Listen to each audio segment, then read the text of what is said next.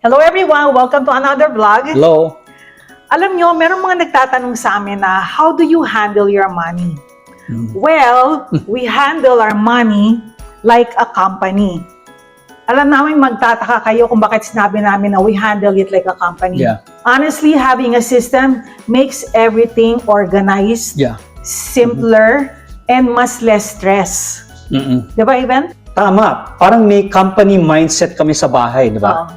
Merong planning, meron tracking, at saka may mga review. Reviewing, di ba? Reviewing, Oo, right, parang it runs like a small business talaga. Yeah.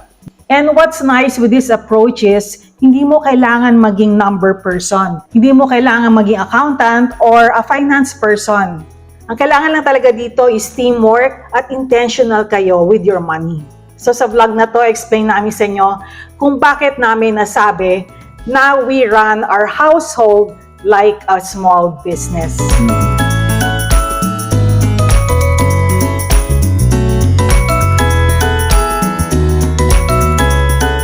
Alam nyo, come to think of it, running a household is not different from running a business eh. Kasi pareho yun eh, na merong income, merong expenses, at meron ding mga goals. Diba sa household kasi, ang source of income mo is yung salary. O kaya pa nag-retire ka na, yun yung mga social security mo. And then yung mga expenses mo rin. And then may goals din, di ba? Yeah. Kami ni Haven, may goals kami. Tapos syempre, ang small business, may goals din, di ba? Tama. Exactly. Sa business, the goal is to make profit and to also stay stable And keep growing. and keep growing. Oo. Right. Kailangan consistent ang kita. Tapos kailangan kontrolado ang gastos. Oo. So parang ganun din naman sa household natin, Yeah. di ba ganon? The goal isn't just to save money eh. It's to be stable. Kailangan andun yung goal natin na stability, especially when we retire. Yung may enough ka for your needs, for your savings and emergencies, at saka yung a little bit para sa yung mga things that would make you happy and make your life enjoyable, di ba? Yes. Para sa business, you reinvest your profit para lumago. Oh, para lumaki yung business Yeah. mo, di ba? Yeah. Sa bahay naman, we reinvest by saving. And yung saving na to is for retirement, for paying off debts, or improving yung life. yung quality of life, di ba? A successful business thrives if you do the same thing na parang business. Ito yung alam mo where your money goes and why. Kaya nung tinreat namin ang household namin like a business, hindi na siya bara-bara yung gastos dito, ipon dito, parang may structure, di ba? Okay, so di ba sabi nga namin, ang household namin is parang small business. So, meron kami roles kami ni Haven. Ako yung CFO. Ako yung ka? COO. COO. Operations. CFO ako kasi ako yung nagbabudget. Ako yung nagtatrack. I make sure na our spending aligns with our goals. Tapos si Haven naman, Ako, ang yung COO. ako, taga-bayad, taga-repair, minsan. At saka yung chinecheck ko kung na-out of budget, kailangan talaga i-adjust Kailangan yun. i-adjust, so Yeah, kailangan within the budget. Yeah. Parang sa business, di ba, minsan may cash flow issues na, kunyari, meron kailangan bayaran si Haven, kukulangin. So sabihin niya na, next month na natin bayaran yan. So yun, ina-adjust niya yung pagbayad ng mga bills, yun yung papel niya. So we're both accountable dito ha. Hindi yung ako lang yung may control o kaya siya lang yung may control. Teamwork talaga yun eh. Yeah. Concerted effort talaga. Oo. And it's also about transparency. Talagang on the table kung ano ba yung kailangan nating bayaran, ano yung pumapasok, ano yung lumalabas. So how do we run our business or household? So every year, we do a little review, right? Kung anong Nagpaplano kami beginning of the year or at the end of the prior year para for the next year. So, ano ginagawa natin? Nagbabudget kami. So, we list down all our expenses. Tapos, syempre, ano yung projected income natin for the year and then projected expenses. Kasi nag-change yan mga expenses natin. Oo. Minsan, there are months na mataas ang electricity natin, yung mga Oh, utilities. so usually ginagawa natin yung average lang. Ganun. yun, average. So nililista namin yung income and then expenses. Tapos pinag-usapan din namin ano ba yung goal natin for the year. So after that, pag okay na yung namin, yung budget, we track our spending. Actually, bine-breakdown pa nga namin yan monthly para makita lang namin talaga kung yung details. Yeah. Kasi merong month na kunyari, nagbabayad kami ng tax, so tataas yung... Tataas, yun. Ano, yun ang yung sinasabi ko nga. Yung, Oo. minsan, nag-change yung mga figures, so adjustment ulit. Oo. Tapos, we do it quarterly, di ba? Yung Yeah. we go through yung finances, parang business, di ba?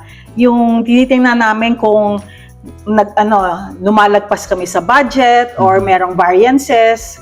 So mag-uusap na kami ngayon yan kung ano ba dapat gawin sa next month, ano yung kailangan bawasan. And then, parang talagang business talaga siya. Kasi makikita mo rin kung anong category na lumagpas ka sa budget. Kung saan malakas ang gastos. Ikaw, saan ka malakas? sa pagkain. Foodie. Yeah, kasi yung budget namin medyo mataas yung sa pagkain kasi mahilig kumain. Sa labas. Hindi man parati kumakain sa labas, basta mahilig mag-try. Not necessarily ang mahal lang kinakain, basta yung nagtatry ng mga ibang klaseng food. Yun nga, isa pa yun, we don't deprive also of ourselves, lalo na sa pagkain. So pag kunyari lumagpas kami doon, tapos meron namang pwedeng i-adjust na ibang department. So, yun. So, yun yung review. Lahat may audit Yun, parang auditing. Tsaka hindi naman complicated kasi ginagamit rin natin. Kaya notebook, di ba? Or simple Excel, lang naman Excel spreadsheet para makita natin Yeah, kami ginagamit namin, ano pa kami old school, yung notebook, But tapos... after that, tinatransfer namin sa Excel para makita talaga kung ano yung nag-change, right? Yeah. Ang importante dyan is you know where your money goes. Yan importante talaga. Hindi pwedeng, kasi ang dami ko naririnig na ganito, na, oh my God, saan napunta yung pera ko? Yeah, you know? Diba? Parang, hirap. hello, hindi mo alam kung saan napunta yung pera mo. Yeah. And tracking is not being strict. Hindi naman kailangan talagang to the cent or talagang ano ka sa budget mo. Yeah. Kasi ang kailangan lang talaga is transparency. Tsaka awareness. Yun. Aware ka na, dito pala napunta yung pera mo. Tsaka bakit napunta doon ang pera mo. Like we mentioned in our other vlogs, kami ni Haven very conscious kami sa spending namin. Wala kaming mga random na gastos. And having this system in place made it more structured. And yung system na to became like a real tool for us. Talagang it helped us a lot. Especially nga yung mindset na you're running a small business. And honestly, mas peaceful siya. Kasi wala kami yung conversation na, asan na yung pera? Yung kanina, like what we said. Di namin, it's hard to say na... No, we've never had a conversation na, asan yung pera? Saan napunta yung pera? Diba? Kasi nga transparency Kung ako ang CFO, ang COO, alam niya kung saan niya ginamit yung pera. Ako naman, parati kong ino-audit na saan mo ginamit, magkano yung ginastos mo. Yeah. Diba? Yeah. So, alam namin what comes in and what goes out. Yun ang importante lang naman talaga And also, it helps us decide faster, diba? Pag kunyari, alam namin na, itong budget namin for traveling, so, yung pala, meron pala kaming pera na pwedeng panggastos. Yeah, like may buffer. May buffer, may budget. And also, we know when to say na, let's wait, next time na lang. Yeah. Ito naman, pipilitin mo. Diba? Wala ganun talaga. Accounted, everything's accounted for. Treating your household like a small business doesn't mean like you need to take the fun out of life. Or, yung every move calculated. It just means being smarter with what you have.